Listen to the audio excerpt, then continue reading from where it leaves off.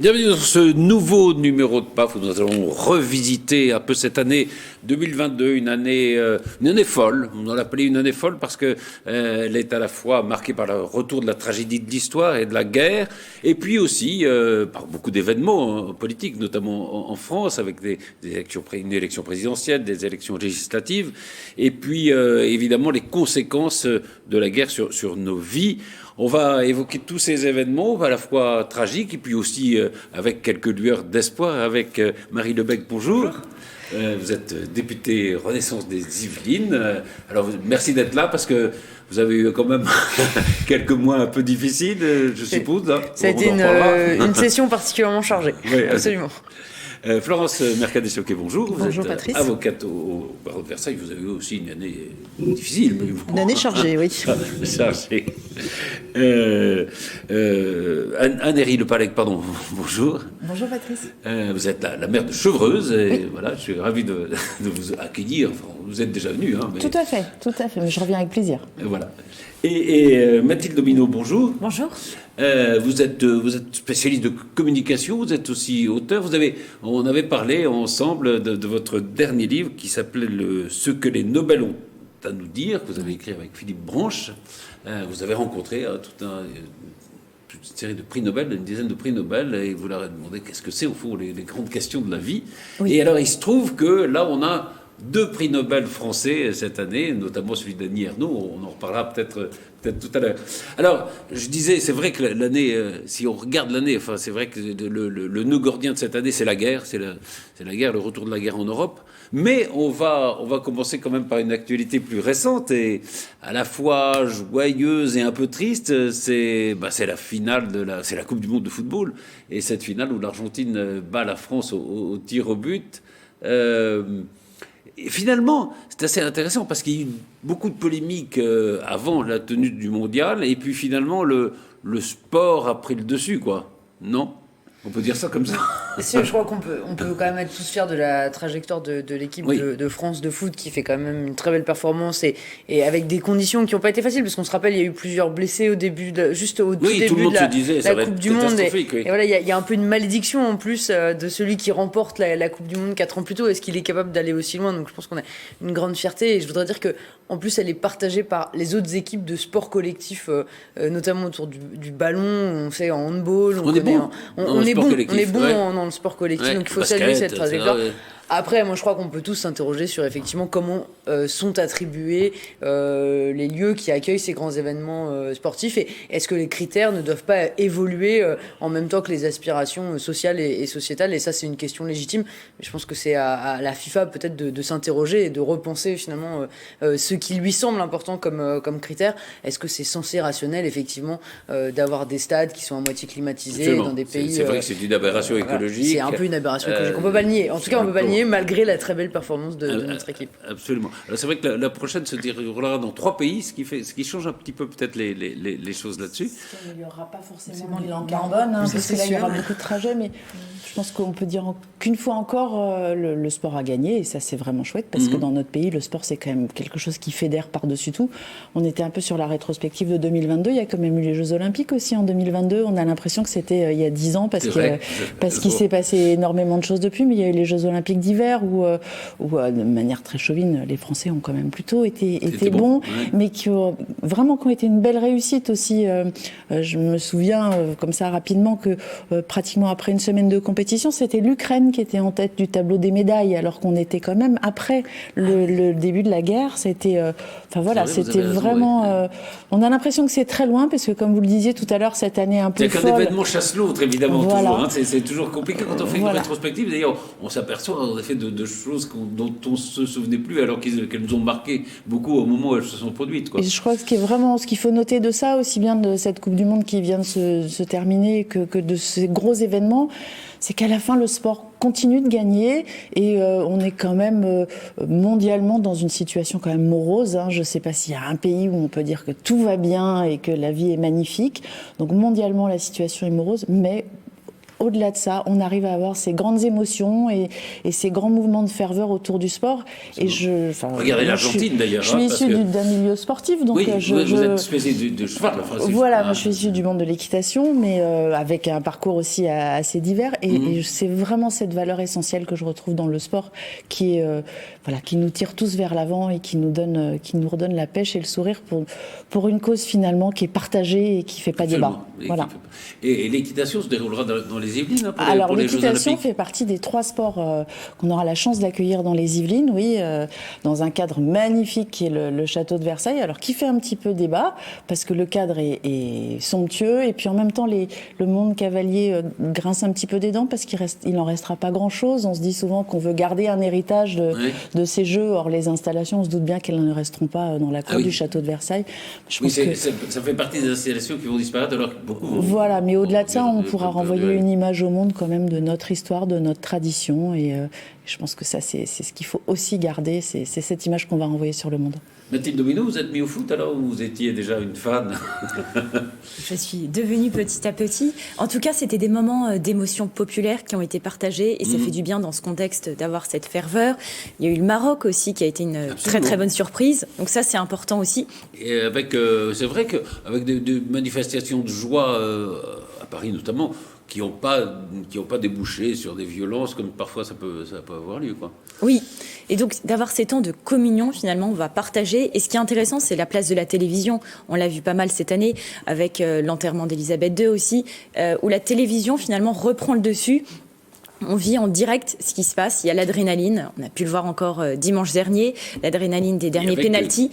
Donc ça, c'est important aussi. Et avec une communion, comme vous disiez, c'est-à-dire qu'il y a 25 millions de téléspectateurs pour la finale. C'est-à-dire que c'est vraiment énorme. Enfin, c'est le record historique, je crois, donc, d'audience à la télé. Oui, et donc là, c'est la force du direct, cet enjeu-là qui est... Ça, on n'en doute pas une seconde. Non, c'est vrai. Florence, ce dont je peux témoigner, c'est qu'hier soir, j'étais au Théâtre du Rond-Point sur les Champs-Élysées. Et moi j'étais pas loin de la Concorde, c'est vrai que c'était compliqué. Non, mais on était en métro, donc c'était pas compliqué. Mais en revanche, quand nous sommes sortis, on a croisé les supporters qui remontaient de la Concorde, et je pense que là, c'était un symbole de tout ce que porte le sport. C'était très familial. Il y avait des enfants, les parents, les grands-parents, et avec des gens qui étaient franchement ils avaient l'air heureux, les drapeaux français. Et je pense que ça résume bien cette Coupe du Monde où les Français, effectivement, nous ont fait rêver presque jusqu'au bout. Alors vous êtes un peu sceptique sur le plan, j'allais dire sur le plan politique, c'est pas le plan politique, mais sur la présence du président de la République, pas sur la présence en tant que telle du président de la République, c'était normal, normal qu'il soit là. Ce qui m'a un peu gênée, parce que je trouvais que c'était probablement un peu de récupération, de communication politique, c'était une présence trop forte sur le terrain une fois que la finale était terminée, où il a fallu qu'il prenne Mbappé 4 fois dans ses bras pour le consoler. Puis ensuite qu'il aille supporter l'équipe de France, il n'y a aucun débat là-dessus. Mais là, j'ai trouvé qu'il en faisait peut-être un tout petit peu trop en tant que président de la République. Il ne peut pas être juste là comme étant un supporter, mais voilà. Donc j'ai trouvé, je l'ai trouvé dépassant. Qu'est-ce qu'on aurait dit? Mais non, mais il fallait qu'il soit là. Je dis pas qu'il fallait pas qu'il soit là. Il fallait qu'il soit là, mais je l'ai trouvé. Au-delà de son rôle de président de la République, il ne peut pas se présenter comme ça, supporter de l'équipe de France. Il peut supporter l'équipe de France, mais je trouve qu'il est allé un peu loin dans sa présence. En plus, je pense qu'Mbappé avait peut-être plutôt besoin qu'on lui fiche la paix et que de se retrouver 4 fois, qu'il se retrouve 4 fois dans les bras d'Emmanuel Macron. J'ai trouvé que c'était un peu trop, et du coup frisant un peu la communication politique. Frisant, à mon avis, ça a plus que frisé. Mais parce que je veux rester politiquement correct. Moi, je je suis un petit peu d'accord avec vous, et en même temps, je pense que Emmanuel Macron fait pas mystère sur sa passion pour le football, et que je me dis, voilà. C'est aussi un supporter. Et c'est pas fin. Je pense. Alors vous me trouverez, je suis pas avare de critiques à l'endroit du président de la République, mais là je trouve que c'était pas fin, c'était assez naturel. Après, c'est les images qu'on a bien voulu en renvoyer. Là, vous voyez sur l'écran qui est derrière Patrice, effectivement, sur 4 images, il y a 2 fois le président de la République, parce que c'est l'image qu'on veut en renvoyer. Mais je pense que c'était pas fin, c'était assez naturel. C'est peut-être pas sa place. Alors, pas fin dans les deux sens. C'était pas fin. Oui, enfin, au-delà de ça, voilà. Marie Lebec, inversement, juste, moi, j'avoue que j'ai été étonnée surtout de ne pas voir le président argentin, parce que j'avais trouvé très sympathique le moment de partage finalement entre la présidente de la République de Croatie et Emmanuel Macron il y a 4 ans. Non, mais c'est vrai que bon, en plus on gagnait, donc c'était peut-être plus inconfortable pour elle que pour nous, mais j'avais trouvé justement que bon, et après c'était aussi un autre pays européen, mais j'avais trouvé que ça créait aussi une relation un peu particulière avec ce pays, et donc voilà, à vrai dire, j'ai regardé qui c'était, je me dis mais il est où dans le panel des hommes présents, voilà, mais j'ai vu j'ai lu qu'il voulait pas y aller, qu'il trouvait pas porter la poisse à son équipe. Donc non, mais c'est vrai que ça me paraît assez cohérent. Après, honnêtement, j'ai entendu les reproches de certains sur la place du président. Je suis d'accord, c'est aussi ce qu'on veut bien en montrer, mais moi je sais pas dire quel est aussi son degré de proximité avec Kylian Mbappé. On sait qu'il a appelé pour qu'il reste au PSG.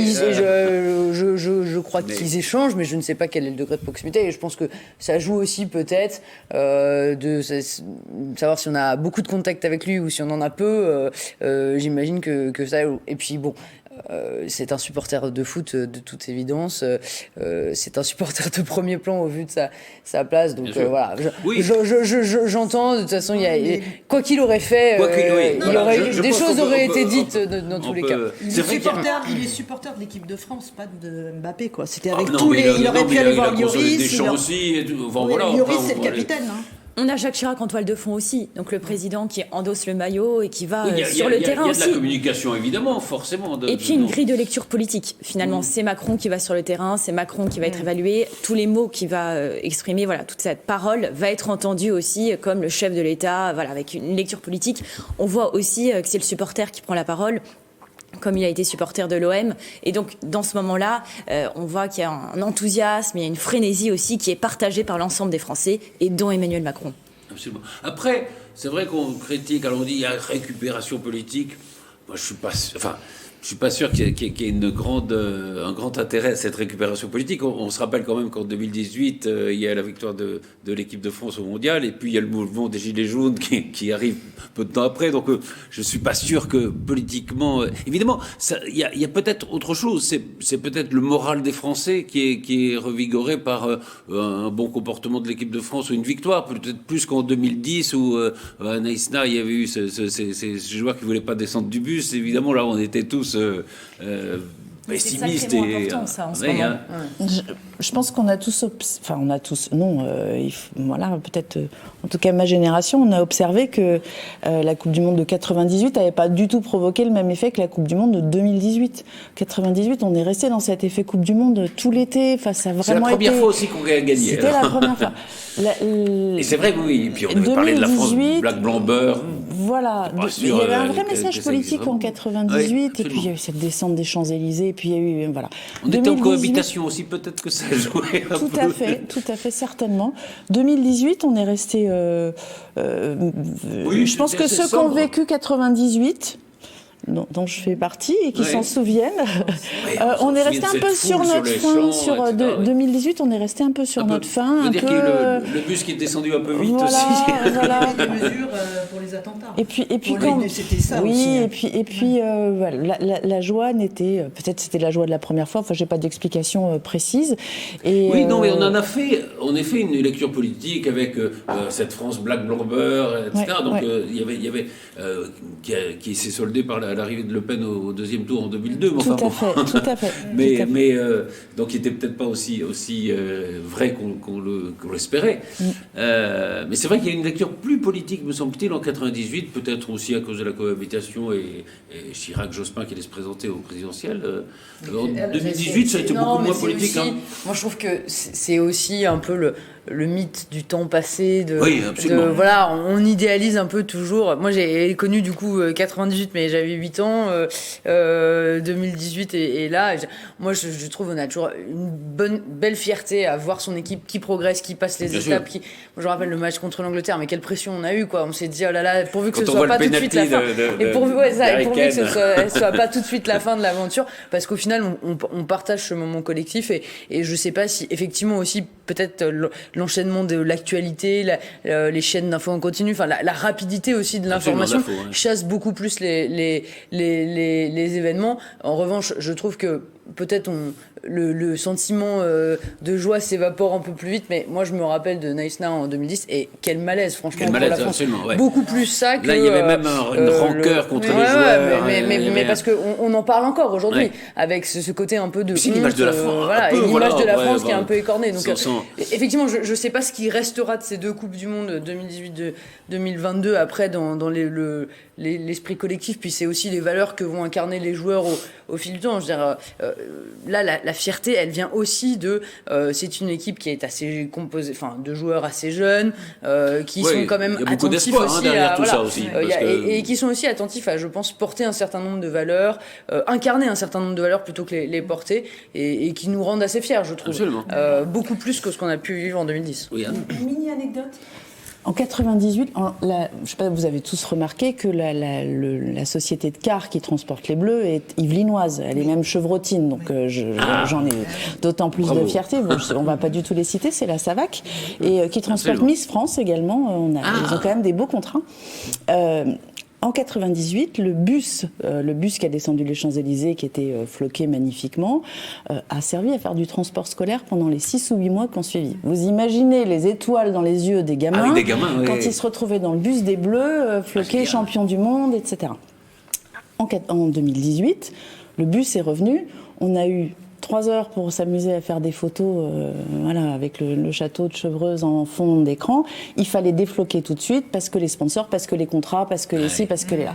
Changement d'époque. Un peu. Voilà, changement d'époque. Ceci dit, moi j'ai un souvenir de ces gamins qui prenaient le bus dans le bus des champions du monde en 98, pour lequel c'était le rêve absolu. C'est pas grand-chose, c'est vraiment tout simple, c'est pas grand-chose. Ils sont montés dans le bus, et c'est des joueurs. Cette déception en 2018 il fallait tout enlever, il fallait que le bus soit déshabillé le plus rapidement possible. Voilà, c'est un tout petit point de détail. Pardon de cette anecdote ridicule. Parce que ça dit beaucoup de choses de l'époque aussi. Voilà, ça dit plein de choses de l'époque et je pense que ça aussi enlève une part du rêve qu'il y a autour de tout ça. Ces projections, elles sont très importantes. La figure de Mbappé, on l'a vu encore pendant le match de dimanche, elle est cruciale aussi. Finalement, sa ténacité, sa résistance aussi de ne rien lâcher à l'âge qu'il a, c'est très très important aussi. Et c'est un signal qui est renvoyé. C'est quand même assez exceptionnel dans une finale. Qu'est-ce que ça va être les prochaines années pour lui, donc ça c'est passionnant. Oui, il y a beaucoup d'espoir aussi parce que il y a en effet, comme vous le disiez, ils sont plutôt jeunes. Enfin, il va y avoir quelques-uns qui vont partir, mais enfin il y a une relève qu'on voit là qui a commencé à poindre, qui est très impressionnante, qui est bonne, absolument. Alors pour aller dans le sens de votre anecdote, alors là c'est peut-être pas une anecdote, mais en 98 on disait black, blanc, beurre. Oui. Je pense qu'aujourd'hui on ne peut plus le dire. C'est-à-dire c'est-à-dire qu'aujourd'hui on ne peut plus dire black, on dit personne de couleur. Oui, c'est vrai. Blanc, c'est blanc. Oui. Et blanc, on hésite. Blanc, on hésite même. On a un peu peur. Et beurre, on a un peu peur. Ouais. Donc, je pense pas, quand bien même on aurait gagné la finale là, ou même, parce qu'on pourrait dire black, blanc, beurre sur l'équipe de France.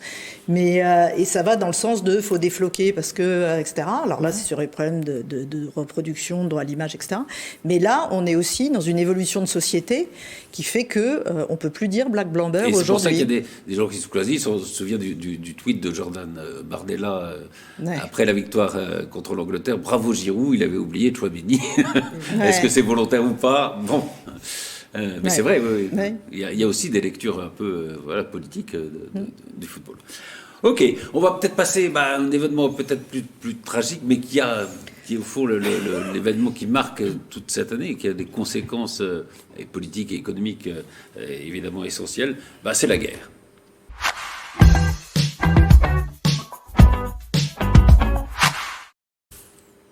Alors c'est le 24 février que Poutine annonce l'invasion de l'Ukraine. Il n'y a pas de déclaration officielle de guerre.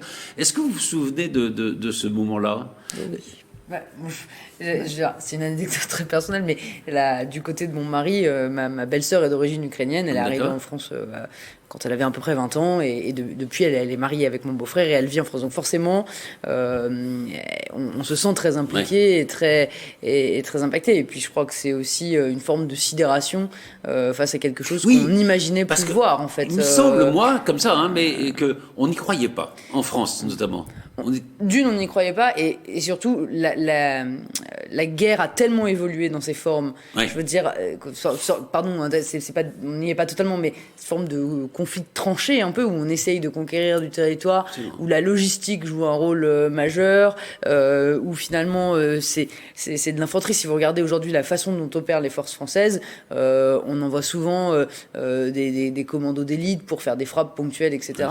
Alors que là, on est vraiment sur... on envoie toute une classe d'âge se battre, et donc il y a un effet de sidération très, très fort quant à ce qui se passe. Et puis là, en quelque sorte, l'enlisement du conflit, ça fait près d'un an c'est un long conflit que c'est sera long encore. Et puis qu'est-ce que ça va donner? Est-ce qu'on arrivera à un moment à stabiliser les frontières, et à arrêter, vous voyez, même les espèces de guerres permanentes entre ces deux pays, même si c'est dans des beaucoup plus petits espaces géographiques. Je trouve que ça interroge beaucoup, c'est une évidence. Mais c'est vrai que je me souviens, les services secrets américains disaient tous, oui, il va y avoir une invasion de l'Ukraine par Poutine et par la Russie. Et il y avait, et je sais pas, moi, enfin, mais on se disait la guerre, c'est pas possible, quoi. J'ai l'impression qu'on avait ce sentiment-là. Très humblement, j'ai repris une carte. Parce qu'on nous parlait depuis 6, 7 ans, 8 ans de la Crimée. C'était devenu un petit peu le bruit de fond. On s'y intéressait. Enfin, franchement, qui a fait de grosses analyses poussées? C'était vraiment un conflit à bas bruit. Voilà, quelques souvenirs de cours d'histoire, de géopolitique, Yalta, etc. Enfin bon. Et ce 24 février, je me souviens très bien que mon réflexe a été de reprendre une carte. On nous a parlé de l'invasion du Donbass, mais moi, avant le 24 février, je ne savais pas où était le Donbass. Il y a des mots qu'on apprend aussi, comme ça, avec l'actualité. Là, aujourd'hui, ça paraît évident. Mariupol, j'avais une vision assez imprécise d'où était Mariupol. Donc, est-ce qu'on connaissait avec le football? Voilà.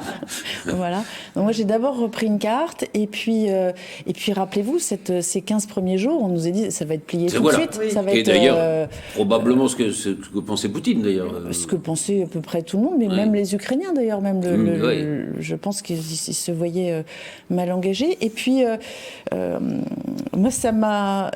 Pardon de cette anecdote très personnelle, mais j'avais attaché peu d'importance à ce qui se passait en Crimée. Et du coup, j'en ai profité pour revisiter cette histoire pratiquement depuis la fin de la Deuxième Guerre mondiale. C'est quand même pas vraiment compliqué, cette partie du monde, et c'est vraiment une charnière. C'est un verrou de l'URSS aussi qui fait que c'était l'URSS. En réalité, voilà, il y a des pays des nationalités très très différentes, qui étaient sous cette chape de plomb. Et puis on était aussi habitués, je dirais, en cette fin du XXe siècle, début du XXIe, à des conflits plutôt sur fond religieux que sur fond politique.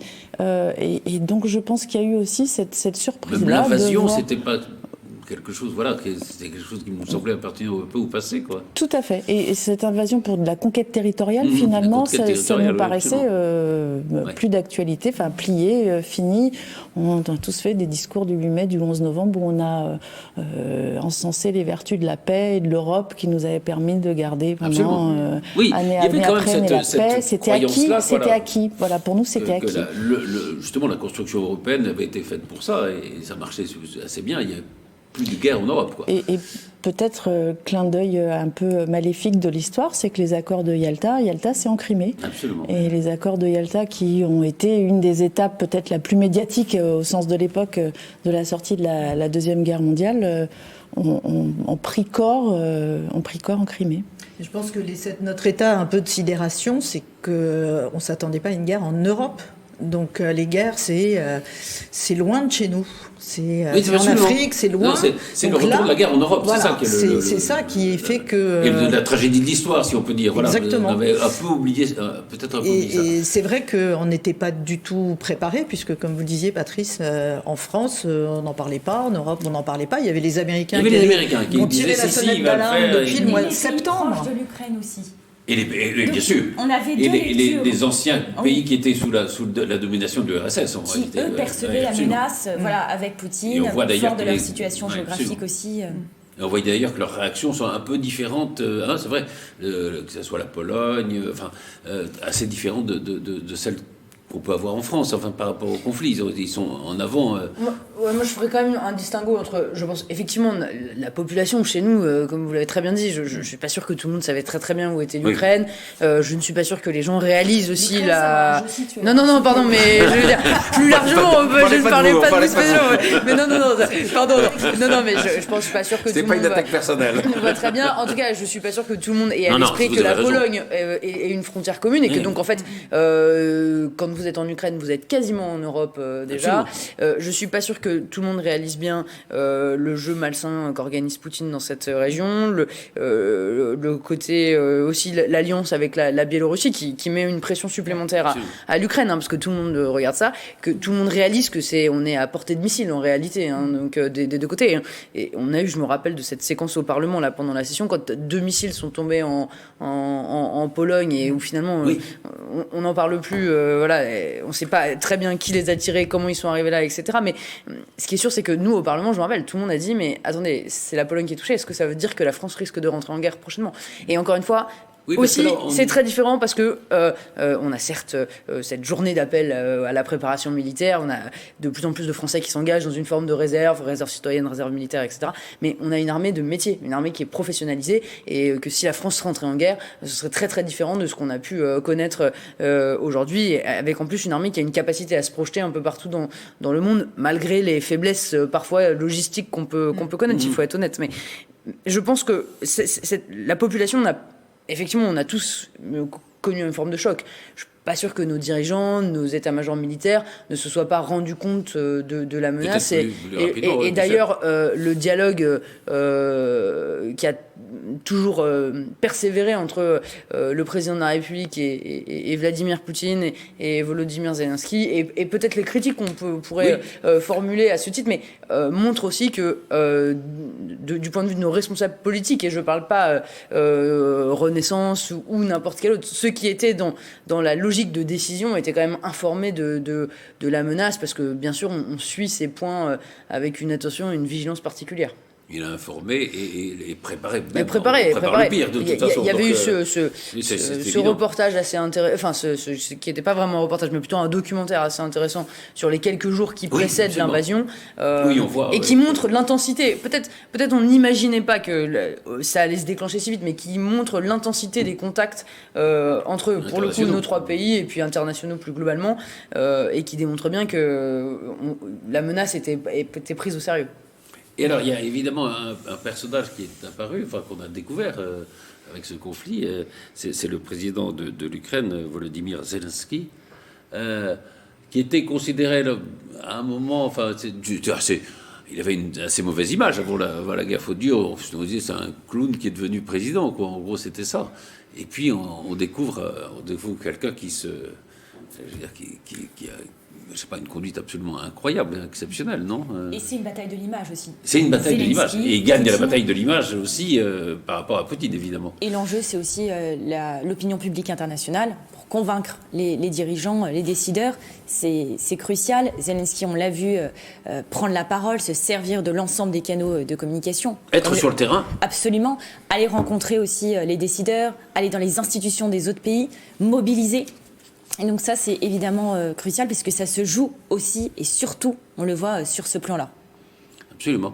Et c'est vrai que il y a un côté assez churchillien, effectivement. Oui. En fait, je reste avec sa femme, je crois, qui est là-bas. Je sais pas s'ils ont des enfants, mais qui est, je crois, aussi à Kiev. Je reste sur le terrain. Je mène personnellement. Il est venu récemment à Paris. Cette guerre. Avec Macron, je suis d'accord. C'est très important, la bataille de l'image, et particulièrement face à un Poutine. Mais même si, malgré tout, je suis pas sûr que, alors que ce sont deux pays qui ont des liens de fraternité extrêmement forts, que ça ait un impact sur le peuple russe. Je parle pas sur les dirigeants russes, parce que là, je pense que c'est plié, mais je sais pas qu'est-ce qu'ils perçoivent aussi, et qu'est-ce qui pourrait les inciter à un moment s'opposer, parce que tout le monde dit que le sentiment patriotique, voire nationaliste, a été quand même très largement entretenu en Russie, de ce que j'en comprends et de ce que j'en lis, et je sais pas si... Mais bon, à minima, effectivement, ça sert pour les autres pays du monde. Et, ils ont accès à ces informations aussi. Oui, il y a des informations terribles.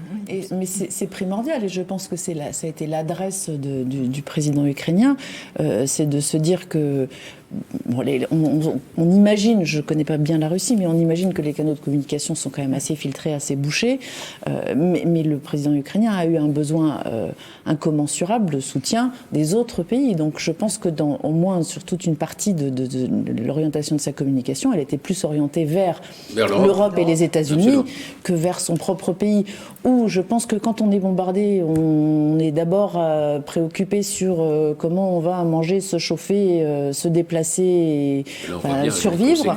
On sait qu'en Russie, c'est bloqué.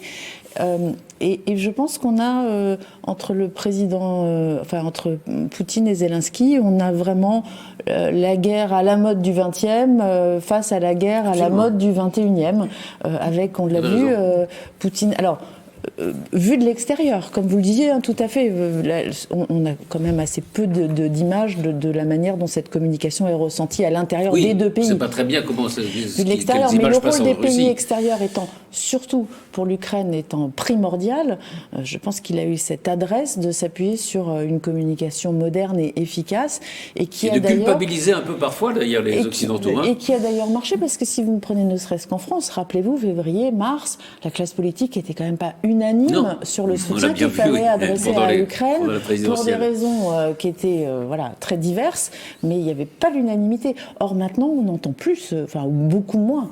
Je pense que la question se pose. Ni Le Pen, tout à fait, ni Zemmour, avec le discours qu'ils avaient à cette époque-là. Alors il y a peut-être un point de durcissement. Il y avait les présidentielles aussi, il y avait cet enjeu-là également. Oui, et peut-être que ça a eu d'ailleurs, on en reparlera tout à l'heure, mais peut-être des conséquences aussi sur la présidentielle. Je reviens à ce que vous disiez sur les missiles en Pologne, évidemment. Alors, il y a les pays qui appartiennent à l'OTAN. L'Ukraine n'appartient pas à l'OTAN, donc il n'y a pas cette réciprocité. Enfin, en cas d'attaque, où on est obligé d'attaquer celui qui a attaqué un pays de l'OTAN. C'est vrai qu'il y a derrière tout ça, il y a quand même, et ça aussi, ça fait partie de la tragédie de cette guerre, il y a le risque nucléaire quand même qui est derrière tout ça, et parce que Poutine a toujours dit que il pourrait s'en servir un jour ou l'autre. Donc ça aussi, ça nous... Je pense que ça change aussi de perspective, quoi. Les pays proches, et malgré tout, même si ce n'était pas une arme atomique, l'explosion dans cette centrale à Tchernobyl qui est en Ukraine, démontre aussi, ça n'a rien à voir avec une attaque nucléaire, on est d'accord, mais ça démontre aussi déjà, ne serait-ce que lorsque vous avez un nuage nucléaire qui passe au-dessus de l'Europe, ce que ça peut générer en termes de conséquences sur la santé, en termes de conséquences sur l'inquiétude légitime de nos populations, et encore plus quand vous êtes un État frontalier. Donc, de toute évidence, c'est une menace qui est très prise au sérieux, et c'est pour ça que moi, je vraiment salue l'engagement. Je parle du point de vue de la France, parce que je ne sais pas quels sont les outils d'engagement qui ont pu être pris par des chefs d'État étrangers, mais de ne jamais perdre le contact avec le président Poutine. On approchait parfois Emmanuel Macron d'entrer en contact.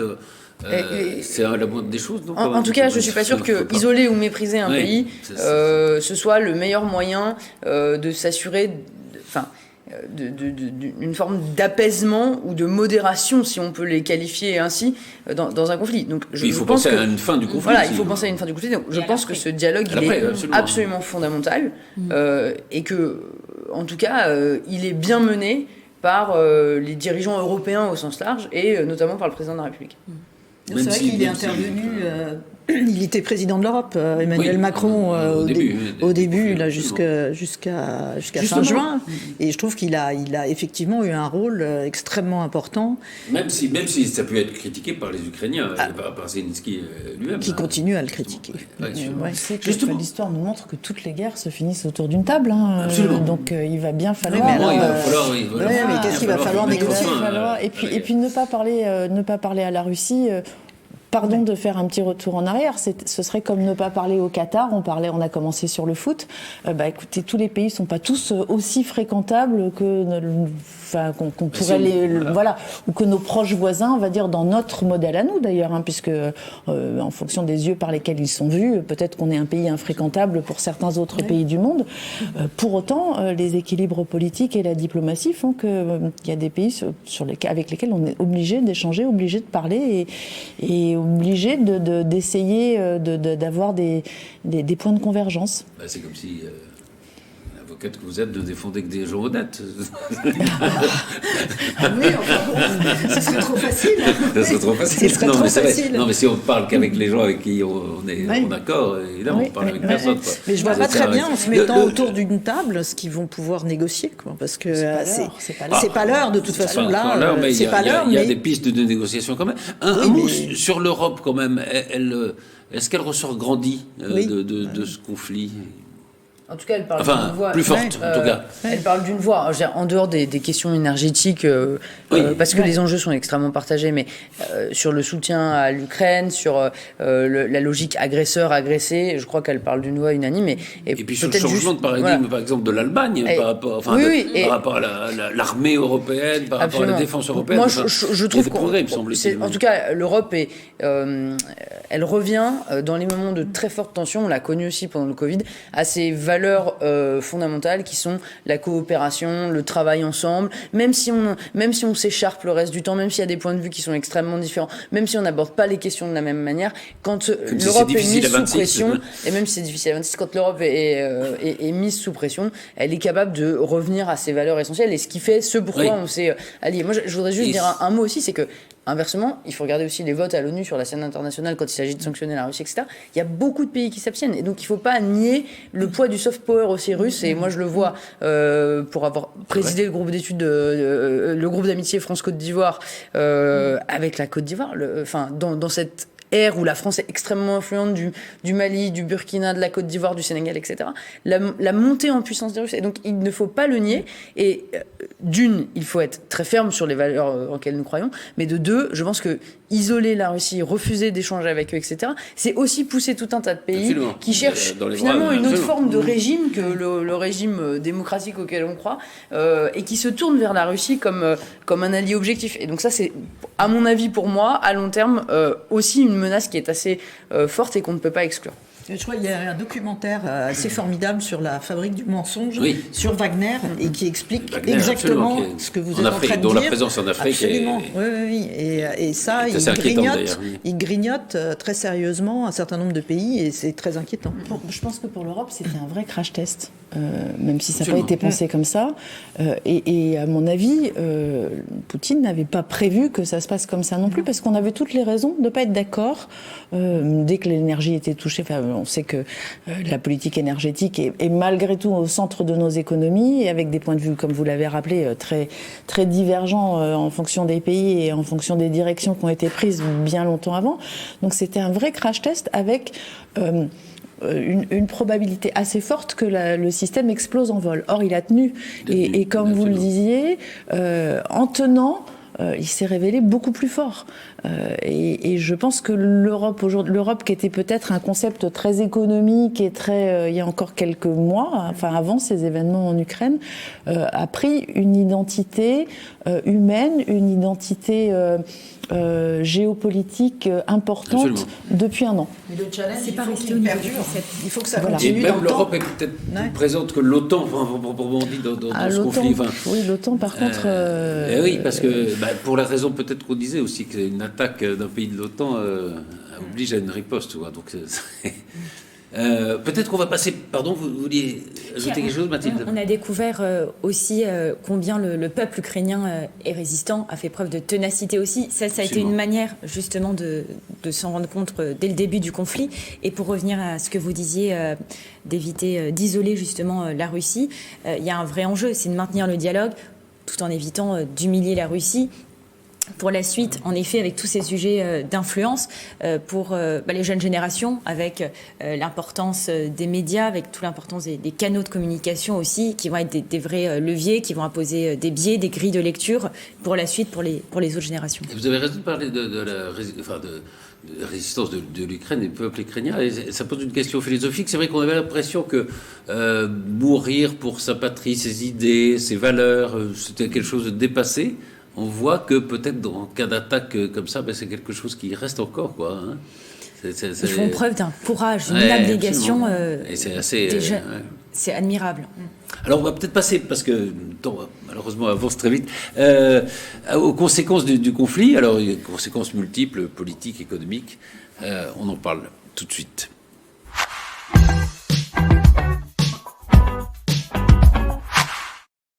Alors, on va peut-être passer très vite sur la présidentielle. On en a dit un mot. C'est vrai que le conflit est arrivé en pleine élection présidentielle. Emmanuel Macron n'avait pas encore déclaré sa candidature. Il préside l'Europe, comme vous le disiez, et c'est vrai que c'était compliqué de déclarer sa candidature au moment où le conflit éclatait. C'est vrai qu'on a vu des changements, notamment Éric Zemmour, qui était en haut dans les sondages. Il est probable que sa proximité avec Poutine lui ait nui. Cela dit, bizarrement, c'est Marine Le Pen qui en a profité, alors qu'elle n'était pas très éloignée non plus de Poutine. Enfin, même, elle était financée par la Russie. Donc, tout ça est un peu compliqué. Mais c'est vrai que ça a joué très rapidement le conflit sur l'élection. Et ça a donné... Et c'était compliqué d'ailleurs pour les autres candidats, d'ailleurs, de se mettre au niveau de celui qui présidait, qui était Emmanuel Macron. De toute façon, c'était des circonstances exceptionnelles, mais je veux vous dire, il y avait déjà pour le président de réussir à se positionner effectivement en leader européen, puisqu'il était à ce moment-là à la tête de l'Union européenne, de ne pas faire de faute. Je veux dire, le piège était aussi énorme pour nous, et enfin pour le président de la République et donc pour sa majorité. Et inversement, j'ai trouvé que ça avait été une campagne particulièrement compliquée, parce que on sentait bien, même vous voyez dans les Yvelines où on a à la fin 10 députés Renaissance sur les 12, et ce qui montre bien qu'on est plutôt dans un territoire qui est assez favorable au président de la République, même dans ces territoires-là, qui sont en plus relativement préservés d'un point de vue économique. Il y a des endroits où c'est plus difficile, mais il y a des départements où la situation est beaucoup plus compliquée, etc. Même là, on sentait une immense inquiétude, et moi je me rappelle, on faisait campagne, on parlait 2-3 minutes de la présidentielle parce que c'était quand même notre actualité, et très rapidement on rebasculait vers la guerre en Ukraine, vers les conséquences, vers ce que ça allait avoir comme impact, et on parlait même pas des enjeux énergétiques à ce moment-là, on parlait juste de potentielle entrée en conflit de notre pays, du risque d'entraînement, du risque aussi d'avoir une Russie qui va très très vite et qui arrive tout de suite à l'ouest de l'Ukraine et aux portes de l'Europe. Et ça a été une campagne à la fois très apathique et en même temps difficile, parce qu'on sentait bien que les gens étaient préoccupés par autre chose. Absolument. Et ça, c'était à prendre en compte aussi dans les paramètres. Et ça, je sais pas, ça nous a servi, ça nous a desservi. Ça après, on ne sait pas. Ça a clairement desservi les campagnes. Non, mais ça a clairement desservi les figures les plus caricaturales de la campagne, que ce soit Jean-Luc Mélenchon ou Éric Zemmour. Ça, c'est une évidence. Moi, je crois que la réussite de Marine Le Pen, elle est liée plutôt à autre chose. Elle est liée à une nouvelle façon de faire campagne, où c'est très bien de réunir 30 000 personnes au Trocadéro, mais en réalité, vous faites campagne dans tous les petits villages. Donc en fait, je pense que c'est autre chose, mais oui, ça a desservi les figures les plus caricaturales, c'est une évidence. Et en même temps, le piège était aussi immense pour nous, parce que votre capacité à faire le bilan, à parler de votre projet, le risque d'avoir un moment de la part de votre candidat une phrase malheureuse ou maladroite était aussi très important, et on sentait bien que nos concitoyens, ils avaient l'esprit ailleurs.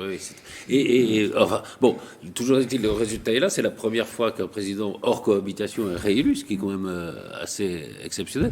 À quoi vous attribuez ça ? Il y a ce conflit, il y a peut-être la faiblesse des gens qui étaient face à lui. Hors cohabitation, depuis le quinquennat, a priori, les cohabitations, sauf accident de parcours, mais on n'a plus ces 2 ans. Sauf dissolution, voilà. On n'a plus ces 2 quand ans. En cohabitation, c'est vrai que Giscard ou Sarkozy ou Hollande, qui ne s'est pas représenté, n'ont pas pu être élus. Enfin... Tout à fait. J'avais une analyse... qui m'est assez personnelle après la première élection du président de la République, qui tendait à dire que le centre, puisque, pardon de mettre le président de la République au centre, les gens de droite diront qu'il est à gauche, les gens de gauche qu'il est à droite, enfin bon, peu importe, un centre assez large, on va dire, le centre est condamné à réussir. Parce que si le centre ne réussit pas, c'est forcément les extrêmes qui montent. Absolument. Et je pense que malheureusement, que c'est vraiment la situation à laquelle on est arrivé, c'est-à-dire que et je vais être assez neutre, puisque vous connaissez mon engagement politique qui est pas forcément éloigné, mais qui est pas exactement celui du président de la République. Le président de la République a réussi un certain nombre de choses, on a raté d'autres. Et donc on est arrivé à cette situation où les extrêmes sont devenus assez forts et où en revanche les partis modérés, que ce soit la droite ou la gauche, sont devenus assez rapidement inaudibles. La guerre est venue, vous le rappeliez, se rajouter avec cette sensation un peu naturelle de se dire on change pas de chef pendant la bataille. Donc je pense qu'un certain nombre d'électeurs, avant d'aller voter, qui auraient pu affirmer des sensibilités légèrement différentes, se sont plus facilement ralliés à une figure en place qui n'a pas forcément à installer toute... qui n'avait plus qu'à faire redémarrer la machine, on va dire. On l'a vu d'ailleurs revanche, au début du conflit, les sondages donnaient le président sortant à une très haute... il y avait plus de 30% ou 35%, c'était ça. Et en revanche, les législatives qui ont suivi ont modéré en donnant un poids énorme aux extrêmes. Que ce soit le Rassemblement National ou la NUPS, quel que soit son nom, LFI plutôt d'ailleurs, puisque c'est la partie pesante de la formation, on va dire. Et donc il y a eu ce rééquilibrage, et avec aujourd'hui, avec une grande... pardon, c'est mon analyse, avec un centre assez large qui est représenté par le président de la République, la droite traditionnelle, la gauche traditionnelle qui n'ont plus de place, qui n'existe plus, et les contrepoids de ce centre sont les extrêmes à droite comme à gauche, et ça nous donne la configuration de l'Assemblée nationale où je vous souhaite bien du courage, parce que ça nous donne les débats qu'on voit. On va en parler un peu. C'est vrai que moi, j'ai retrouvé un sondage qui suivait immédiatement l'élection présidentielle. Souhaitez-vous que Emmanuel Macron dispose d'une majorité législative ? Oui, 35%, non 62%. Juste après l'élection. C'est quand même... C'est étonnant, C'est les contradictions. C'est les contradictions. Je pense... Justement, particulièrement Madame Le Maire et moi-même qui sont dans la vie politique, et vous, Patrice, parce que en fait, je pense quand même qu'on a un petit sujet de grille de lecture des aspirations de nos compatriotes et de ce pourquoi ils votent. Je regardais le sondage que vous aviez mis à l'instant sur les écrans. Éric Zemmour s'est quand même effondré. Valérie Pécresse, personne n'aurait parié. Enfin, même moi qui viens initialement du centre droit, je n'aurais jamais pensé qu'une formation politique telle que les Républicains fasse moins de 5%. Ça me paraissait aberrant. Je veux dire, voilà. On parle pas du Parti socialiste. Exactement, on ne parle pas du parti. Oui. Mais je veux dire, la décrue était déjà amorcée pour les socialistes. Depuis amont, mais bon. Je ne pense pas que ce soit vraiment... Ça n'est pas un reflet de la sensibilité politique du pays. Je pense qu'elle est nettement plus éclatée que ce qu'on a pu vivre par le passé. Elle est peut-être mieux retraduite à l'Assemblée nationale. Après, moi, je veux dire deux choses. Il y a une Assemblée qui... En dehors du budget, mais je veux dire, n'importe quel élu sait que quand vous votez le budget, c'est une forme de blanc-seing que vous donnez au leader, que ce soit un maire, une présidente de région ou un président de la République, et que donc quand vous voulez marquer votre opposition, qu'elle soit très importante ou qu'elle soit finalement qu'il y ait des points de convergence et des points de divergence, comme on peut connaître parfois avec les Républicains ou les socialistes dans la NUPES, on ne vote pas le budget. On ne vote pas le budget. C'est un principe. Sinon, ça veut dire que vous affirmez votre soutien à la majorité été en place. C'est le cœur. Voilà. C'est le Donc, cœur de la politique, sortons la question absolument. budgétaire. Ouais. Pour l'instant, l'Assemblée avance, elle est au travail. Il y a des textes qui passent peut-être à un rythme moins soutenu que ce qu'on a pu connaître, qui passent parfois, moi je veux dire, je suis à la majorité, donc que je trouve parfois un peu déformé de notre ambition initiale, mais ça fait partie aussi du jeu. En revanche, ce que je trouve particulièrement inquiétant, c'est pas cette Assemblée représentative. On pourrait avoir très bien la même chose avec un PS fort, un centre fort et des LR forts. C'est la très très grande violence qui a été importée. Ouais. Moi, je pense Oui. que ce qui est Là, vraiment c'est vrai que dramatique, c'est tu as raison, l'image il y a qui est quand même renvoyée. violence. Il y a Je une sais pas très si très vous- grande violence. Et Comment vous la vivez, il y a une vous violence des mots qu'on a vu incarnée Ouais. par l'extrême droite avec, bon, franchement, honnêtement, le juge de paix, c'est le compte-rendu, c'est-à-dire les personnes que vous voyez tout en bas de l'Assemblée qui notent.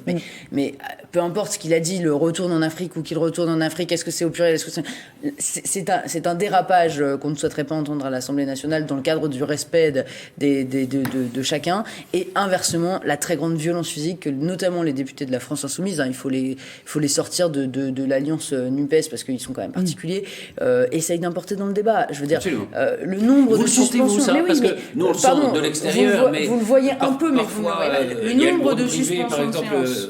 la présidente de l'Assemblée dit non, finalement, c'est pas aussi violent que Chacun a son mais- ressenti. Et je veux dire, contrairement à certains de mes collègues, ça ne m'en fait pas venir aux larmes. Mais c'est violent. moi, Vous je suis sentez. très souvent à Nous, on le l'Assemblée sent nationale beaucoup, parce que mais- je suis francilienne, donc j'ai fait partie de ces tâches imposées aux franciliens d'être très présents dans l'hémicycle. Vous aimez Et c'est- bien les et c'est- séances et de nuit, j'aime en plus. beaucoup, et j'aime beaucoup les séances de nuit. Et c'est vrai que d'autant les séances, et particulièrement les séances de nuit, après une journée de débat, parfois une journée qui a traversé des tensions, le nombre de suspensions, ou donc que vous ne voyez pas en tant que grand public, parce que les caméras s'arrêtent, que le public est évacué des tribunes quand il y en a, et le nombre de moments de tentatives je vais pas dire d'agression, mais vous voyez, de contact physique qu'il y a avec les députés de la France Insoumise. Moi, je trouve que c'est extrêmement inquiétant sur ce que ça Moi dit aussi, du mais- respect de notre débat démocratique et ce que ça dit de l'état d'énervement de la société. Parce que fondamentalement, je me demande si on sondait par exemple les députés de la France Insoumise, s'il n'y aurait pas les députés, les électeurs de la France Insoumise, si certains ne donneraient pas une forme de validation ou de blanc-seing à cette attitude en disant bah oui, mais c'est soit la révolution dans la rue, soit la révolution dans l'hémicycle. Mais non, en fait, c'est pas ça. Je veux dire, pardon, mais j'ai vu une vidéo d'une assemblée, non, c'est pas au Sénégal, en Afrique, où les députés en viennent à se jeter les chaises. Pardon, mais je n'aspire pas à ça pour mon pays, ni dans la qualité des débats. Je suis très opposée avec ce que dit le RN, ce que dit la France Insoumise. C'est pas mes convictions politiques. Pour autant, je pense qu'on peut débattre de manière respectueuse. Et ça ne veut pas dire ne jamais s'engueuler. Ça veut dire juste. Oui, mais est-ce Finalement, qu'il il y a ne un faudrait vrai pas sujet. apprendre quand même une culture de la négociation, du compromis? C'est vrai qu'on n'a pas ça, peut-être à cause du régime justement majoritaire qui fait qu'il y avait une majorité, une opposition, c'était comme ça. Et c'est vrai que dans d'autres pays européens, il y a une culture du compromis. Au Parlement européen, ça existe beaucoup. Est-ce qu'il ne faudrait pas quand même apprendre un peu ça? Alors pour les Est-ce que vacances, c'est possible? pour les vacances de Noël, il faut se remettre à Borgen. En tout cas, cette culture Oui. de compromis, on est obligé Absolument, de oui. l'avoir. Cette Et série est formidable. Hein. oui, passionnante pour décrypter, analyser la politique. Cet été, on a en effet découvert des débats extrêmement véhéments. Mais quelle image de la politique! Franchement, c'est désastreux. Et on voit aussi une incapacité à avoir des propos nuancés dans la finesse. Absolument. Et donc, qu'est-ce que ça dit, en effet, C'est celui des qui parle le plus représentants fort qui a raison, on a l'impression. Voilà, c'est quand même... et des prises de terrible. parole faites pour des petites phrases qui seront reprises sur les chaînes d'infos, qui seront reprises sur Twitter et tout. buzz, Mais voilà, c'est voilà, la et on est politique juste du dans buzz. l'instant. Et qu'est-ce qui va rester ensuite? Non, mais c'est assez pathétique. Mais si je viens à mon métier, où je suis dans le conflit, puisqu'en tant qu'avocat, on essaye de régler des conflits, pour arriver à obtenir une négociation, un compromis, déjà dans l'état d'esprit, c'est ultra compliqué. Donc, je pense que les Français, en tant que tels, ont du mal avec quelque chose qui est sur la négociation. On voit dans les entreprises, sur les négociations avec les syndicats, c'est du dur. Quand je vois, moi, dans mes dossiers, pour arriver à négocier, pour essayer de sortir par le haut et éviter le conflit, c'est extrêmement difficile. Donc je pense que des postures figées, pour arriver à assouplir les choses avec des gens qui sont droits dans leurs bottes, pour arriver à les faire sortir de leur botte pour aller vers l'autre, c'est très difficile. Donc je pense que c'est aussi un état d'esprit. Alors dans les autres pays, il y a peut-être plus, notamment dans les pays nordiques, il y a plus d'habitude à discuter, à faire de la médiation. La médiation en France, c'est quelque chose de très compliqué à mettre en place. Autant au Canada ou dans les pays nordiques, la médiation existe. Mais en France, je pense que la culture en tant que telle de la négociation et du compromis et de la médiation est difficile à mettre en place. C'est d'ailleurs le président, on pense à Chirac notamment, c'est vrai qu'il n'a pas fait grand-chose pendant son exercice du pouvoir, mais il avait une peur bleue depuis 68 notamment de la violence, disons que c'est un pays qui a fait la révolution et qui peut faire la révolution à tout moment, et donc il faut le manier avec précaution. Ça renvoie vraiment cette image de la culture du buzz. Certains parlementaires donnent l'impression de ne se sentir exister que si leur petite phrase est reprise, de préférence dans pas forcément dans les chaînes d'infos d'ailleurs, dans les émissions de divertissement, c'est encore plus drôle. Dans les chaînes d'infos, on fait aussi beaucoup de débats où c'est blanc contre noir, quoi, aussi. Enfin, on aime beaucoup ça, quoi. Bien sûr, mais cette envie d'être repris, d'être comme s'ils rendaient compte à leurs électeurs, vous voyez, j'existe, j'y étais, puisque d'ailleurs la preuve, j'ai été, voilà. On m'a vu à l'image. Et à force, ils deviennent plus audibles aussi. Et en plus, les parlementaires qui sont sur le fond, sur la vraie construction de leur mission parlementaire, c'est-à-dire faire la loi, contrôler le gouvernement, les missions d'un député, d'un parlementaire en général, n'intéresse plus personne, parce que c'est pas de ça qu'on parle en fait. C'est pas de ça qu'on parle. Mais non, je voulais juste avouer et peut-être rassurer aussi du coup ceux qui nous regardent et dire. Je suis totalement d'accord avec l'analyse qui a été faite. Je trouve que le régime présidentiel est un bon régime et je ne suis pas du tout choquée par une logique majoritaire. Et puis, il ne faut pas oublier que sous la précédente législature, certes, nous avions la majorité absolue, mais il y avait quand même entre 9 et 11 groupes en fonction des périodes dans l'hémicycle, mais à l'Assemblée. Donc il y avait aussi une représentation qui était forte, et on peut déplorer à l'époque, inversement, que le Rassemblement national, qui avait certes que cet élu qui ne pouvait pas composer un groupe, qui donc avait des difficultés, mais était très très peu présent dans l'hémicycle. La réalité, c'est comme ça. Là, ils jouent la surprésence, parce qu'ils essayent de se notabiliser en vue de 2027. Mais la réalité, c'est qu'ils ont passé quand même un quinquennat avec cet élu qui ne mettait pas les pieds dans l'hémicycle. C'est quand même ça. C'est vrai que peut-être que si vous avez cet élu, vous avez peu de poids. Oui, mais ça ne vous empêche pas. Inversement, je prends cet exemple parce que je trouve qu'il est très significatif. Et je ne partage pas ses convictions, mais Emmanuelle Ménard, elle est seule. Elle est non inscrite, donc elle n'est dans aucun groupe. Ça fait 2 mandats qu'elle est non inscrite. Et elle est là, voilà, la femme du maire de Béziers. Elle est là sur tous les textes. Elle défend ses amendements sur tous les textes. Et donc c'est aussi possible. Et elle est moins audible, certainement, mais n'empêche qu'elle fait partie de la construction du travail parlementaire. Et effectivement, vous avez raison. La réalité, c'est que la construction de fond d'un texte de loi, elle se fait pas à travers les scandales qu'on peut voir dans l'hémicycle.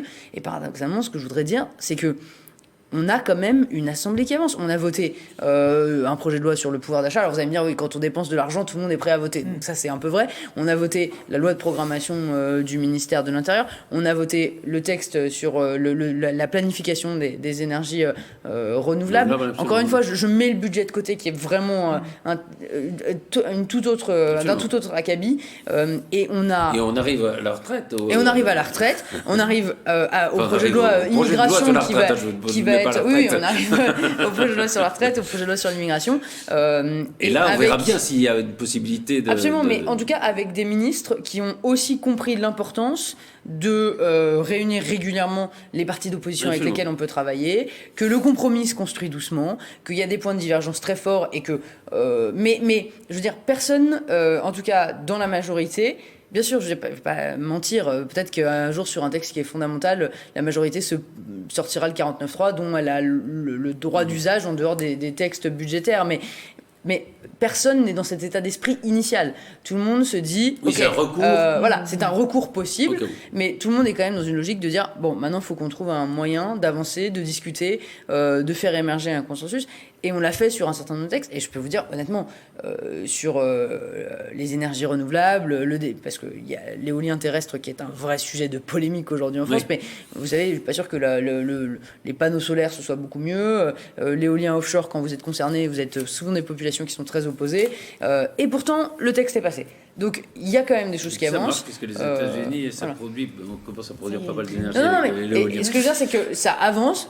Pas toujours simplement et facilement, mais en tout cas, le débat, il est là, et la co-construction, elle est là. Et les oppositions diront toujours qu'elles estiment ne pas être assez écoutées, et la majorité dira toujours qu'elle a fait des compromis très importants. Mais ce qui est important, c'est de regarder le résultat final. On avait initialement des oppositions qui disaient « Oh, on voudra bien voter un amendement par-ci, par-là », et qui finissent par adopter des textes.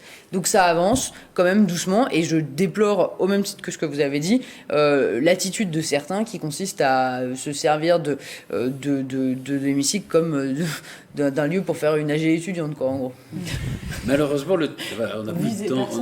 L'émission est terminée. Je suis désolé parce qu'on avait plein de sujets encore à aborder. Juste en un mot, peut-être, pour terminer, si je vais me faire tuer, mais enfin bon. Une raison d'espérer pour 2023, Mathilde. La COP 15, qui est une raison d'espérer, et un vœu être moins désespéré. C'est un peu tristoun, mais quand même, je réfléchissais ça va pas très bien, on est morose, on voit nos factures d'énergie augmenter, on baisse les radiateurs, on met des cols roulés, des choses on n'imaginait pas vivre il y a encore quelques années. Et donc j'avais cette vision de me dire, et autour de nous, comment ça va ? Et finalement, ça va pas si mal que ça en France, et le français est râleur, mais je crois que par moment il faut savoir reconnaître et savoir apprécier la douceur du pays dans lequel on vit. Et continue à râler parce que ça fait partie de nous, mais finalement, regardons autour et réjouissons-nous. Mathilde Bidot ? Les initiatives prises dans les territoires, je pense à Diversidays, une association qui a 5 ans et qui justement promeut la diversité et qui est un levier de performance dans les organisations, dans les entreprises. Et donc ça, c'est un bon signal pour la jeunesse aussi. Marie Lebec ? C'est une question qui est pas facile. Moi, je suis un naturel optimiste, donc j'ai toujours le sentiment que ça va finir par s'arranger. Mais je rejoins ce que disait Madame le maire. Je pense que quand on regarde au global, et c'est un sentiment peut-être un peu partagé, c'est une toute petite partie de la France, mais quand j'en discute dans ma circonscription, les gens trouvent que quand même la situation en France n'est pas la pire dans le monde, et qu'il y a quand même au global une classe politique qui répond présente. Il y a quand même des élus locaux qui sont là, des élus nationaux qui sont présents. Donc j'espère qu'on va finir par sortir de ça, mais je trouve quand même qu'il y a une prise de conscience aussi de nos compatriotes sur le fait que la situation n'est pas si mauvaise que ça en France. Merci beaucoup à toutes les quatre. On pourra reprendre cette discussion parce qu'il y a encore beaucoup de sujets à aborder. Peut-être qu'on se reverra. Alors, je ne sais pas si vous nous direz, Marie Lebec, on va parler de vie privée. Merci beaucoup. Merci à vous. Merci.